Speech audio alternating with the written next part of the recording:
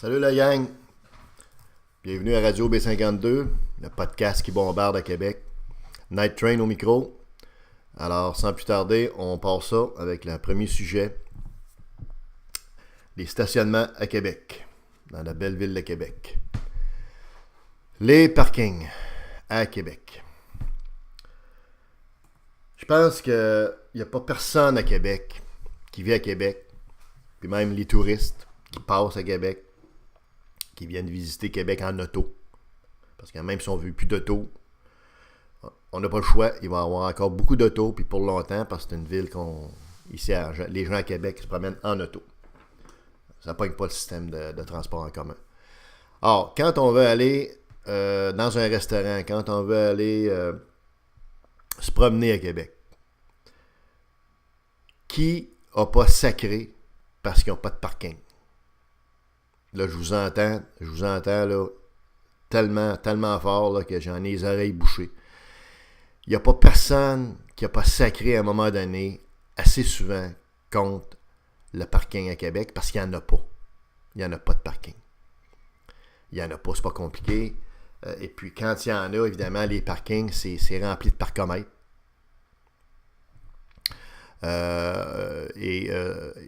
Les parcomètres, je comprends qu'on veut faire de l'argent, mais il y a bien des gens, compte tenu qu'il n'y a pas assez de parking, puis compte tenu qu'il y a des parcomètres, qui vont aller au restaurant, aux galeries de la capitale, dans un centre d'achat où ils vont pouvoir se stationner en paix, soit devant leur commerce ou soit dans le stationnement du centre d'achat, pour ne pas être obligé de virailler pendant 1 heure, une demi-heure de temps pour se trouver un trou, pour trouver un parking dans le Vieux-Québec ou ailleurs, dans la belle ville de Québec, qui accueille son monde comme une gang de caves. Parce que là, franchement, c'est rendu vraiment problématique. En plus, le stationnement qu'il y avait sur la rue d'Alousie, un stationnement public, je pense que ça coûtait une dizaine de piastres pour avoir une place, mais au moins on avait une place. Ce stationnement-là est disparu, parce qu'on est en train de faire un parc, je pense, pour faire de l'observation des oiseaux, de regarder les pics-bois scraper les vieux arbres de Québec, puis regarder les poissons qui sautent dans le fleuve, puis qui... bon, tu sais, finalement, on avait un stationnement qui était très utile sur la rue d'Alousie, puis on a même trouvé le moyen, croyez-le ou non, de le scraper. Pour être certain que le monde va avoir encore plus de problèmes à se trouver un parking s'ils veulent aller au Cochon d'Inde, sur le boulevard Champlain, s'ils veulent aller n'importe où, voir le musée de la civilisation, ou simplement aller au Château Frontenac, ou peu importe, là, tu sais, se promener sur la terrasse du frein, main dans la main avec sa copine ou son copain, amoureusement, etc. Finalement, aller à Québec, se parquer à Québec, ça va être encore bien plus infernal, parce qu'on a enlevé ce parking-là. Fait que vous comprendrez que les gens de la ville de Québec semblent pas être concernés par ça. C'est ça qui est vachement impressionnant. C'est un réel problème. C'est un réel problème. Parce qu'il y a beaucoup de business qui se perdent, là. Moi, je pense aux commerçants. Je pense à tous les commerçants, le commerce de détail, les restaurateurs, etc. Plus vous facilitez l'accès à ces commerces-là dans la ville de Québec, plus vous allez avoir des gens qui vont faire de la business puis qui vont faire de l'argent là, à Québec. Puis même s'il y a un service de valet, il y en a qui ne veulent rien savoir d'un service de valet. Moi, je connais bien du monde qui ne laisseront jamais conduire leur auto, parce que c'est une auto quand même d'un certain luxe dans certains cas, ou tout simplement c'est par principe, qui ne laisseront pas leur auto à personne, même si le valet il est bien habillé avec un beau veston et un nœud papillon, comprends-tu, puis des joues roses. Ils ne laisseront pas le char aller le parquer, comprends-tu? Fait que c'est pas une solution pour tout le monde, loin de là. Donc, on perd beaucoup de business à Québec parce qu'il n'y en a pas de parking. C'est à chier ben raide. Les parcomètres devraient tout être enlevés. Ça, c'est la première des choses. Ça, les parcomètres, là, c'était bon, ça, dans les années 40, quand il y avait des calèches. Tu sais, bon. Mais là, c'est fini, ça, les parcomètres. Ça marche pas, là, tu sais. Puis non seulement ça, mais il y a du monde juste à cause des parcomètres, pas seulement à cause qu'on doit débourser. Il y a des gens qui ne savent même pas comment ils marchent les parcomètres. Tu regardes le poteau, comprends-tu? Puis tu te demandes, y a-tu un trou pour mettre de l'argent, puis comment ça marche cette affaire-là? Tu sais, c'est pas... Ça demande quasiment un cours scientifique, là, comprends-tu, pour manipuler un baptême de parcomètre, là. Même chose, les parcomètres, tu sais, avec les payages pour payer en carte de crédit, tout ça. Moi, j'ai vu cet été, quand j'allais au Festival d'été, à un moment donné, il y avait deux madames là, d'un certain âge. Carrément, ils étaient à un parking que je ne veux pas désigner, mais dans le Vieux-Port, puis bon, ils sont repartis. Ils étaient là, à côté de la patente, là, puis ils essayaient de rentrer ça, ils pesaient sur tous les pitons, comprends-tu? C'est sûr que c'est pas un piano, là. Mais, tu sais, il y avait beaucoup de difficultés à comprendre toute la patente, là, puis on peut le comprendre, que c'est pas évident pour tout le monde, ces affaires-là, payer par carte de crédit dans une boîte, comprends-tu?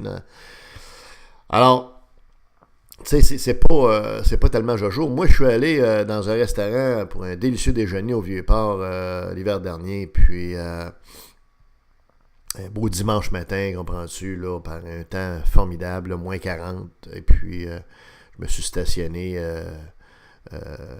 dans le stationnement du Vieux Marché. Il n'y avait pas un chat à cette heure-là, le dimanche matin, tu sais, il y avait juste moi, dans le fond, puis un froid glacial. Puis quand je suis revenu, j'avais un ticket. Fait que, j'avais été déjeuner à côté de chez nous, dans l'autre bon restaurant qui fait des déjeuners, j'aurais pas eu de problème. Tu stationnes dans le stationnement du parking, puis bingo, c'est fait, tu sais. T'as la paix, il y a quelque chose qui marche pas là-dedans. Il faut absolument que le monde se réveille, puis ça enlève les œillères pour pas voir la patente. Là. Mais il y a un réel problème de stationnement à Québec. Moi, je pense que la première des choses, c'est enlever tous les parcomètres. Tu crisses tout ça aux poubelles, puis tu mets des durées partout. Tu mets des durées, tu sais. Bon, dîner, là, je comprends, tu peux pas mettre des durées de 3 heures parce qu'il y en a qui vont mettre leur char là, puis ils vont se promener, ils vont revenir, ils vont remettre leur char, puis ils vont monopoliser le parking toute la journée. Mais je pense qu'il y a moyen de mettre des durées un peu partout, d'enlever les parcomètres. Puis s'assurer de mettre des durées, je sais pas moi, 1 heure, 1h30 maximum, tu sais, des durées qui ont de l'allure, qui fait qu'il y a une rotation, il y a un turnover, comprends-tu, ça roule, c'est pas toujours la même auto et dans le même parking que la journée. Ça, c'est la première des choses qui devrait être faite, tu sais. Puis je pense qu'on devrait peser un peu moins sur le crayon aussi sur certains parkings, au niveau du coût. Puis aussi, je pense qu'on devrait vraiment mettre quelques parkings gratuits ici et là. Je donne à titre d'exemple un parking qui est sur la rue Saint-Vallier, à côté d'un restaurant qui s'appelle le Journée du Vietnam. Désolé pour la publicité gratuite, mais bon, c'est un bon restaurant en passant. Ben, il y a un beau petit parking gratuit, là. Il y a peut-être moyen d'identifier des terrains vagues. Il y en a un, puis un autre, à Québec, des terrains vagues pour faire d'autres parkings. Parce que les gens vont être prêts à marcher, mais en autant qu'il y a un parking qui leur permet de stationner leur voiture, qui n'est actuellement pas le cas, là, tu sais. Fait que je pense que les gens à la Ville de Québec devraient se pencher là-dessus. C'est un problème qui est fatigant. De plus en plus de monde en banlieue vont rester en banlieue, vont faire des affaires en banlieue. Tant mieux pour les restaurants en banlieue. Mais c'est certain que la Ville de Québec est pénalisée à ce niveau-là, puis c'est de moins en moins agréable. Il y a des gens qui n'iront pas à Québec à cause du parking. Moi, je connais des restaurateurs, je connais des commerçants, pas justement des restaurateurs, je connais certainement quelques commerçants qui ont cessé leurs activités à Québec parce que le stationnement était l'embûche principale à la croissance de leurs affaires. Et c'est les clients eux-mêmes qui leur disaient.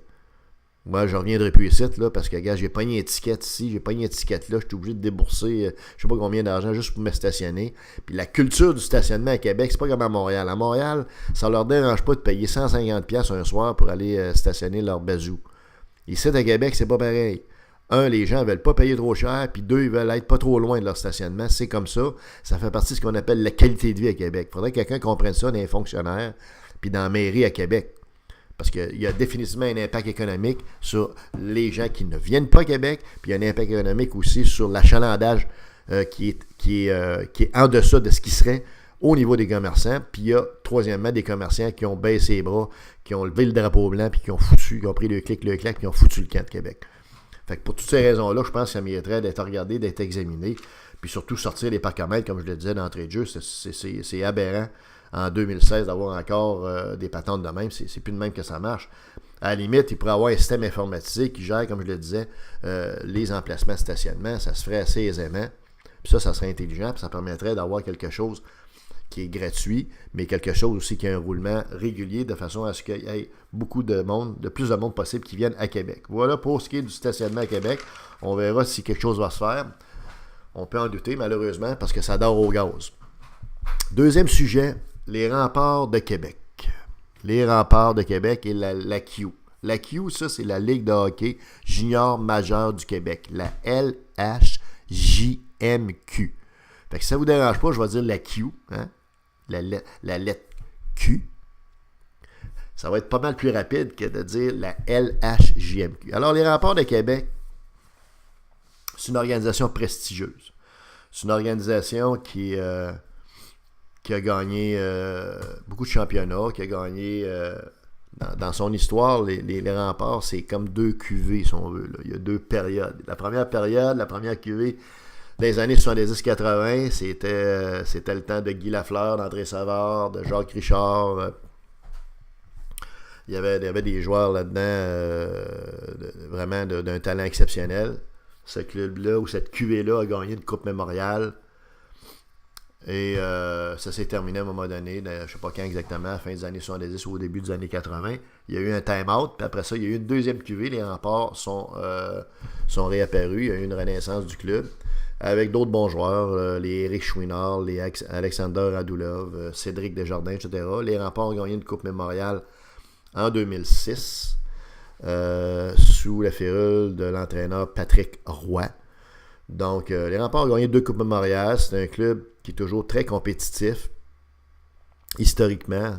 Encore aujourd'hui, les Remparts essayent toujours de mettre le plus possible un club qui est compétitif, sauf l'an dernier, bien sûr. Mais on a toujours réussi, en tout cas jusqu'ici, à mettre un club qui était performant et qui était distrayant pour les fans de hockey. Ensuite, c'est un club qui est professionnel jusqu'au bout des doigts. On a des installations qui sont incroyables, surtout maintenant au centre Vidéotron, des salles d'entraînement high-tech. On a un encadrement académique des joueurs qui est inégalé. Alors, tu sais, des bons entraîneurs, etc. Finalement, le joueur qui débarque à Québec, il est vraiment bien.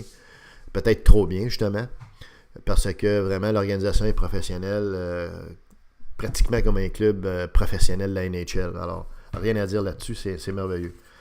Ce dont je veux vous parler, moi, c'est le produit sur la glace. Là, ça va moins bien. Il y a une baisse des assistances depuis les dernières années dans la Q, dans toutes les arénas pratiquement, sauf à Québec. Bon, à Québec, on a un bon fanbase solide qui aime le hockey. Les prix sont abordables, c'est familial, les gens s'amusent. C'est un event, c'est un événement. C'est pas juste une game de hockey, fait que tout le monde triple là-dedans, tout le monde y trouve son compte.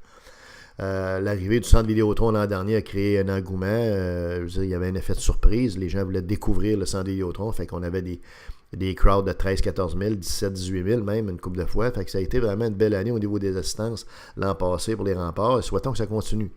Parce que c'est une organisation, comme je le disais, qui est très professionnelle. Par contre, le problème des Remparts, puis il y a un problème au niveau de la Ligue aussi. Le problème, globalement, c'est qu'il n'y a plus de robustesse dans cette Ligue-là.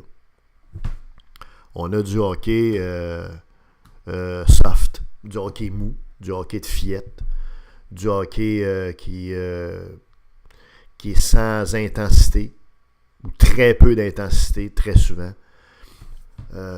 Mais l'ingrédient robustesse n'est plus là. Le hockey à la base, c'est un sport de rapidité, d'habileté, avec des belles passes, des belles montées, des beaux lancers, des joueurs rapides, des joueurs qui sont habiles avec leur bâton, etc. Mais autour de cette habileté-là, puis de cette rapidité-là, il faut avoir un autre ingrédient qui s'appelle la robustesse et l'intensité, puis ça, on n'a plus pas en tout. Moi, j'ai été au Rempart longtemps, pendant les 10-15 dernières années même. J'étais toujours dans le même siège, vers le bas, très près de la glace. Pourquoi j'étais toujours très près de la glace? Parce que moi, j'ai joué au hockey. Moi, j'étais un amoureux du hockey en passant. Si je vous parle de ça, là, un matin, des problèmes des Remparts et de la Q, c'est pas de gaieté de cœur, parce que j'adore le hockey. J'ai joué la game à un niveau compétitif. Et je l'ai joué longtemps, puis j'aime le hockey. Tu sais, j'allais au Rempart régulièrement, puis j'aime ça. Cette année, ça ne sera pas le cas. Je vais y aller très peu. Et c'est une des raisons pourquoi je fais ce podcast-là. C'est parce qu'il y a des problèmes majeurs au niveau. Là. Alors, comme je disais, j'étais souvent, moi, dans le bas parce que je voulais avoir le feel de la game. Je voulais avoir les petits gestes qu'on ne voit pas quand on est plus loin. Au niveau des joueurs, quand ils arrivent dans le coin de la patinoire, ils breakent-tu, ils tournent comment, ils se collent-tu, ils se frappent-tu. Aussi, le feel de la game. Là, on voit des choses, on sent des choses quand on est proche de la glace qu'on n'a pas si on est très loin. En tout cas, moi, c'est de la façon que je marche. Même si on a une vision de l'ensemble de la game qui est moins intéressante, on a un fil de la game qui est bien. Et moi, ce que je vois, c'est des gars qui sont ses breaks. Je vois carrément des gars qui sont ses breaks, des gars qui ne frappent plus, qui ne savent plus comment faire des mises en échec. Je ne sais pas si c'est parce que les coachs ne leur enseignent pas, ou c'est parce qu'ils ne mettent pas en application ce qui leur est enseigné, ou simplement parce que c'est plus important de faire attention à ne pas avoir une petite graphine sur la joue pour pas que sa blonde a dit c'était donc bien magané après la game, tu sais, puis on fait attention à l'esthétique, puis à notre petite face. Et je ne sais pas ce qui se passe. Mais ce que je sais, c'est que ça ne se touche plus.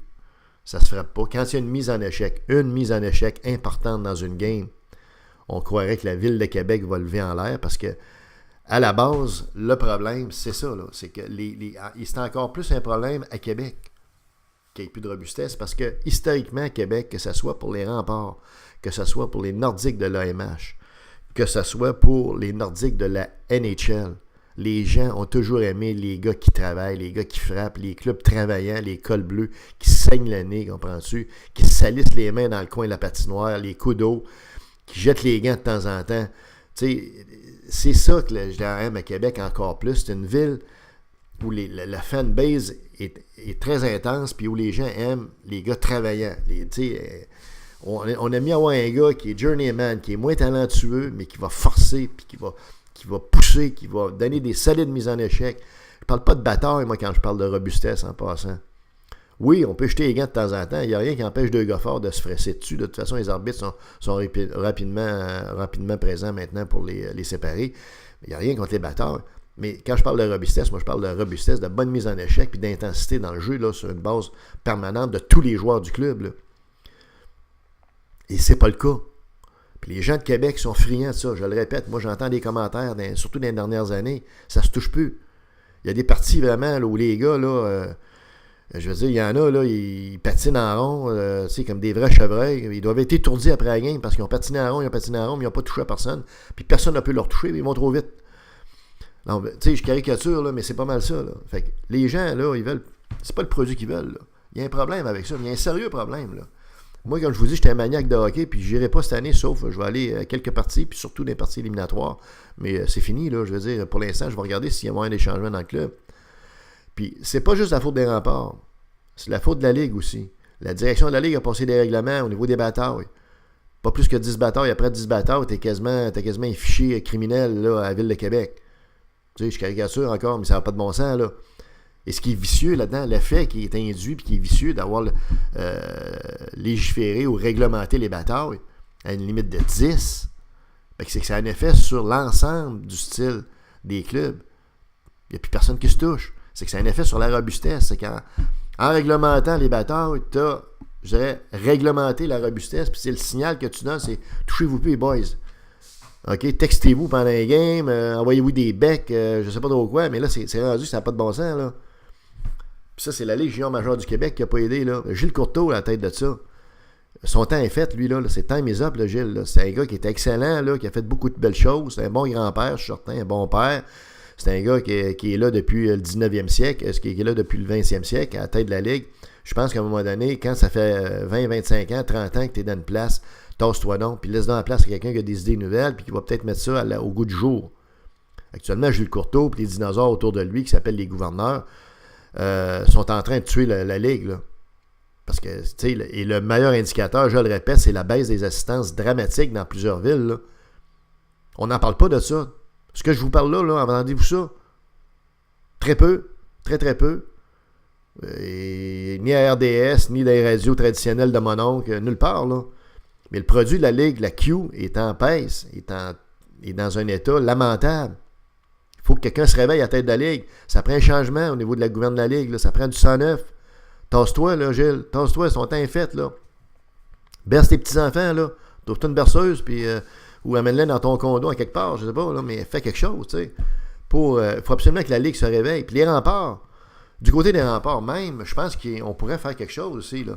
Moi, j'ai rien contre les joueurs de 5 pieds 9, 132 livres mouillés, mais c'est pas ces gars-là qui vont mettre de la robustesse. Autour de ces gars-là, il faut avoir des gars robustes. Je sais que c'est difficile d'en recruter parce que je sais que les clubs en cherchent, des power forward, des gars, tout ça, mais t'es peut-être mieux d'avoir un gars moins talentueux, mais qui est robuste, à 6 pieds 2, 6 pieds 3, 6 pieds 4, puis qui est robuste, puis qui va faire en sorte que le club est respecté, puis que les joueurs de petits gabarits vont être capables de patiner librement.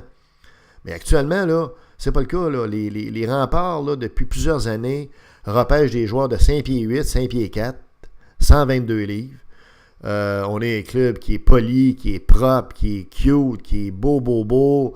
Les gars sont bien peignés, bien coiffés, avec des belles images numériques sur l'écran central des remparts. C'est de toute beauté. C'est un véritable spectacle, là, son et lumière. Mais pendant tout ce temps-là, le produit, lui, il n'est pas très fort. Les Nordiques, pas les Nordiques, mais les Remparts, en plus, sont reconnus pour être un club qui est soit le moins puni ou un des moins punis en termes de punition dans la Ligue. C'est un club là, qui est poli, fin. Là, t'sais. Les clubs qui viennent jouer à Québec, et ça, c'est connu dans la Ligue, ils viennent jouer à Québec en riant, en souriant. Parce qu'ils savent qu'il n'y aura aucun brassage, là, aucune mise en échec. T'sais, un joueur des Remparts, quand il donne une mise en échec, s'excuse quasiment. Là, je caricature, mais à peine. Tous les clubs de la Q qui viennent jouer à Québec n'ont aucune crainte, aucune peur des Remparts de Québec. Tu sais, c'est pas drôle, là. Et la même chose quand les Remparts vont jouer, évidemment, ailleurs. Alors, on réussit à avoir des bonnes performances sur la glace parce qu'on a des joueurs de talent. Mais au niveau du style de jeu, on n'a plus de label. C'est quoi le label des Remparts de Québec? Moi, je me rappelle à une certaine époque, les Remparts, c'était un club qui était non seulement talentueux, mais c'était un club qui était craint. On avait des joueurs qui étaient robustes, qui entouraient des excellents joueurs de hockey. C'était une formule gagnante, ça, en tout cas, à Québec. Probablement ailleurs aussi, mais certainement à Québec. Alors, on avait un style de club. Tu sais, les Remparts, quand ils débarquaient un peu partout, je vous dirais que d'abord, ils remplissaient les arénas. C'était encore un peu le cas, mais beaucoup moins. Mais il y avait de l'action là, sur la glace. Là, tu sais, ça brassait. Là. C'était pas juste de la ringuette là, puis du tricot. Là. Je veux dire, là, c'est sûr qu'on a démocratisé le sport. Là. On a des gens, on a des madames qui s'en viennent lire leur journal en même temps qu'ils sont assis dans l'aréna pendant la game. Tout ça, j'ai pas de problème avec ça. Là. Mais le produit sur la glace, il faut qu'il demeure compétitif avec de l'intensité et de la robustesse. Ce n'est plus le cas.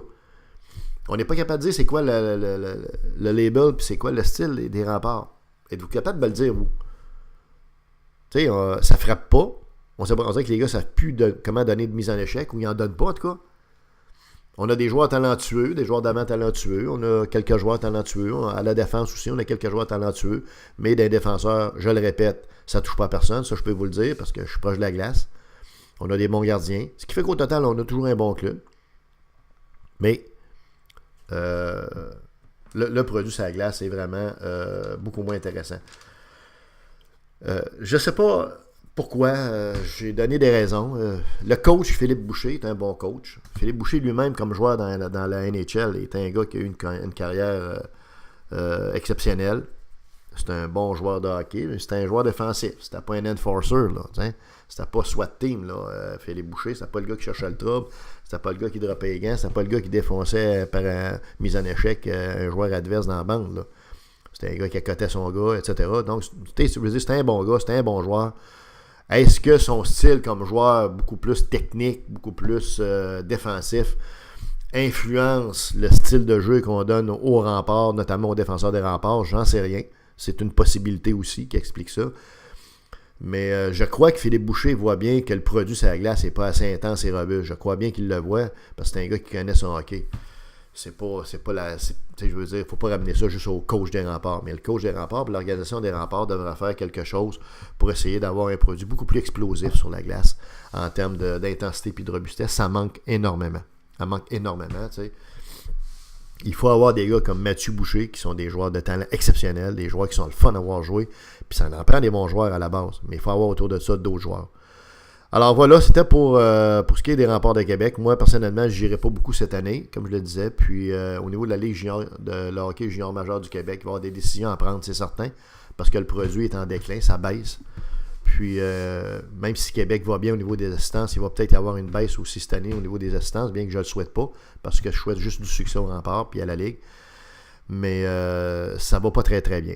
Alors, j'espère que des décisions vont être prises et des actions vont être prises pour corriger le tir parce que les gens qui vont voir du hockey junior veulent voir de l'intensité, de la robustesse et des belles pièces de jeu.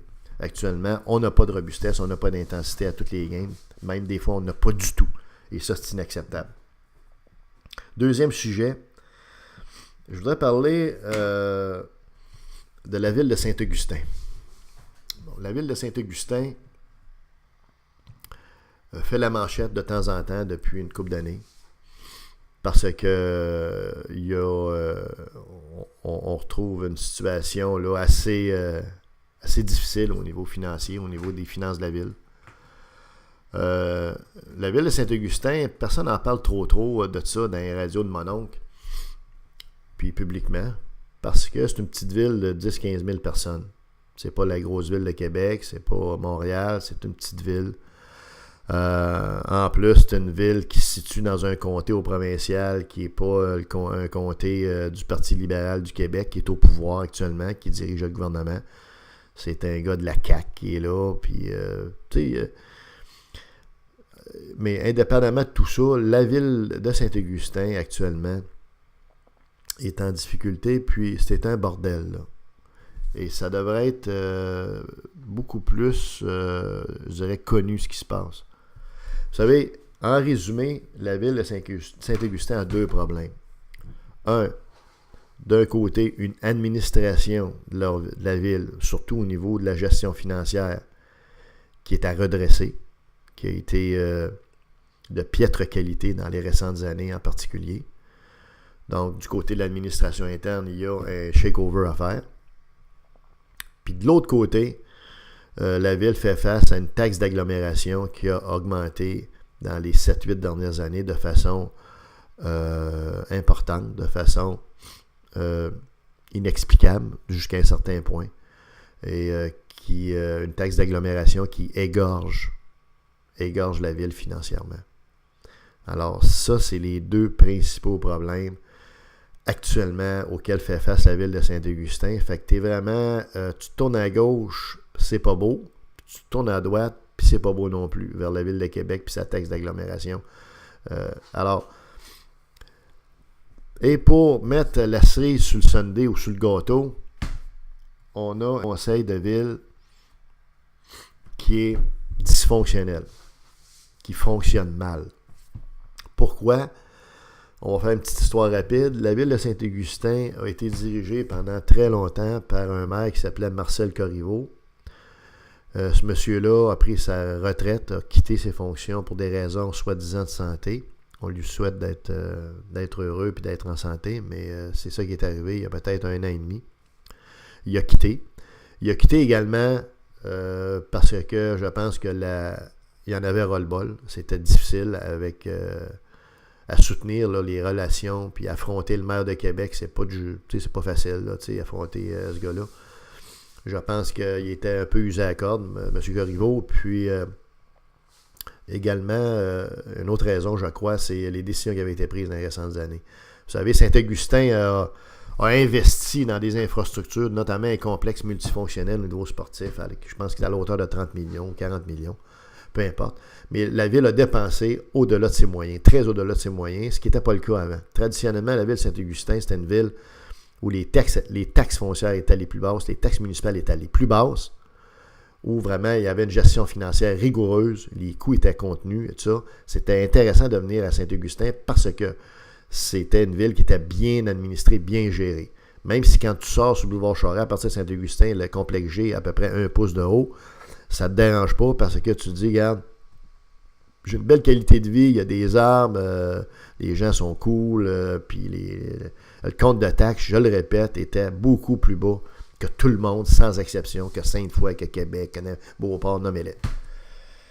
C'est encore un compte de taxes qui est abordable, mais parce qu'il était très bas, mais là, ça a bien changé depuis les fusions. On sait très bien que les fusions municipales, ça a été un échec monumental. Pour la ville de Saint-Augustin, ça s'est présenté comment, cette affaire-là? Lorsqu'il y a eu la fusion municipale, il y a eu beaucoup de protestations à l'Ancienne-Lorette et à Saint-Augustin, de sorte qu'on a permis à ces deux villes-là de se défusionner. Il y a eu un vote, un référendum. La ville de Saint-Augustin et la ville de l'Ancienne-Lorette s'est défusionnée. Sauf que on a maintenu ce qu'on appelle une taxe d'agglomération. Donc, la loi qui constituait les nouvelles villes fusionnées. Et malgré le processus de diffusion, on a maintenu ce qu'on appelle une taxe d'agglomération. Ça touche à peu près 40% du budget d'une ville, comme la ville de Saint-Augustin. C'est de l'argent qui est pompé et qui s'en va directement à la ville-centre, la ville de Québec. Donc, la capacité financière de la ville de Saint-Augustin s'est fait amputer d'à peu près 40% de son argent pour l'envoyer à la ville-centre, à la ville de Québec, pour des services soi-disant d'agglomération qui profitent autant à Saint-Augustin qu'à tout le monde. Alors, cette taxe-là est passée de 2 millions il y a 7 ans à 23 millions. En 7 ans, on a augmenté de 2 millions, je le répète, à 23 millions. Donc, c'est une augmentation indécente. Ça ne tient pas de bout. Il y a quelque chose qui se passe avec ça. Je veux dire, Saint-Augustin est carrément une pompe à argent pour la ville-centre. Ça fait en sorte que ça complique la vie énormément au niveau de la gestion des finances de la ville. À côté de ça, comme je le disais, on a dépensé de façon... On a emprunté énormément pour construire des infrastructures qu'on ne pouvait pas se payer à Saint-Augustin. Ça fait que là, on paye, on a une dette pesante, ça fait qu'on a été obligé d'augmenter le compte de taxe il y a 2 ans de 25% pour assumer à la fois l'endettement qui a été créé par les récentes décisions de la ville de Saint-Augustin sous la mairie de Corriveau, et également pour payer la taxe d'agglomération qui est passée à un niveau spectaculaire et absolument impossible de 23 millions. Ça fait en sorte que la ville est carrément asphyxiée financièrement parlant. Les payeurs de taxes de Saint-Augustin sont asphyxiés, sont égorgés financièrement. Il n'y a absolument rien qui est fait actuellement, ni du côté de l'administration interne, ni du côté de la taxe d'agglomération pour revoir la situation, parce que c'est pas, comme je le disais, à Saint-Augustin, c'est tout petit, mais c'est riche. Il y a une richesse foncière intéressante ici. C'est pour ça qu'on ne veut pas lâcher aller Saint-Augustin, comprenez? Il y a un parc industriel qui est payant, puis il y a des valeurs immobilières, qui amènent des recettes intéressantes, très intéressantes. Le prix moyen des maisons ici est quand même relevé, etc. Donc, c'est payant Saint-Augustin pour la ville-centre, puis on s'assure de pomper l'argent au maximum, comprends-tu, le pied sur le gaz, en 6e vitesse, puis let's go, l'argent rentre. Mais tout ça est inéquitable au niveau de la taxe d'agglomération. Je pense qu'il devrait y avoir une révision de tout ce processus-là, de tout le mécanisme d'établissement de la taxe d'agglomération.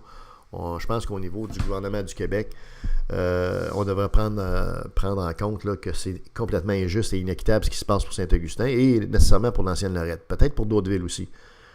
Moi, je pense qu'il est important qu'il y ait une nouvelle équipe qui rentre en fonction à Saint-Augustin. C'est important que le maire et les conseillers actuels soient remplacés par une nouvelle équipe fraîche avec des nouvelles idées, des gens qui sont nouveaux, qui sont neufs, qui vont être capables de driver ça, puis de remettre sur le piton de l'administration interne, puis de surtout négocier, discuter avec le gouvernement du Québec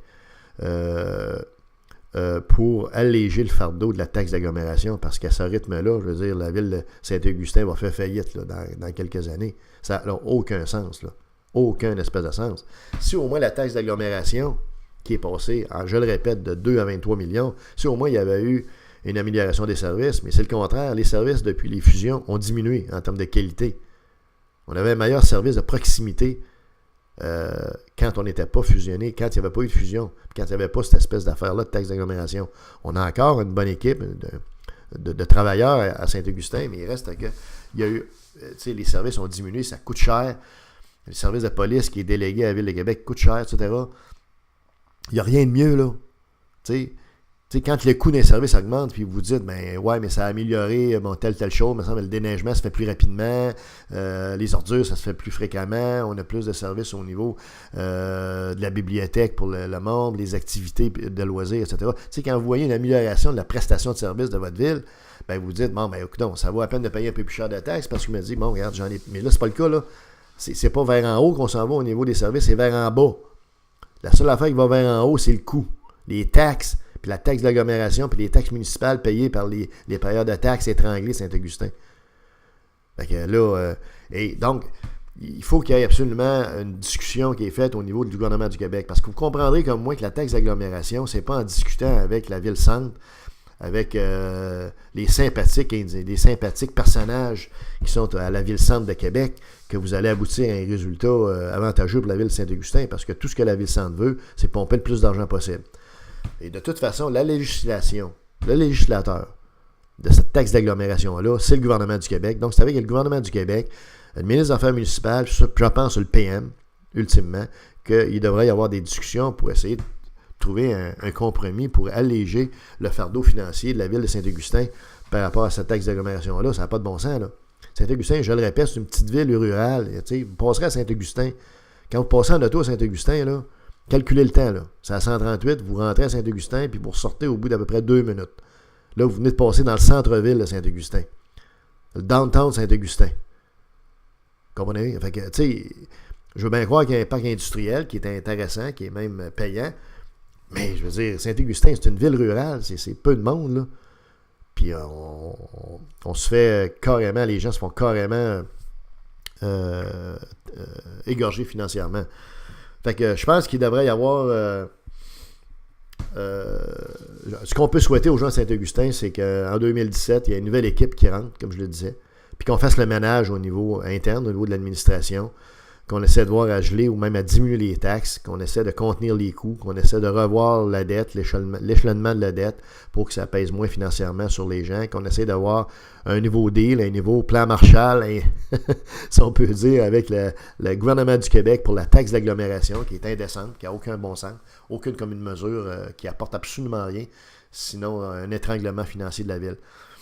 En terminant, ben, ce que je souhaite, moi, c'est que les gens de Saint-Augustin soient patients. Il va, de toute façon, y avoir des gens qui vont se présenter, c'est certain. Il y a déjà des bruits qui courent.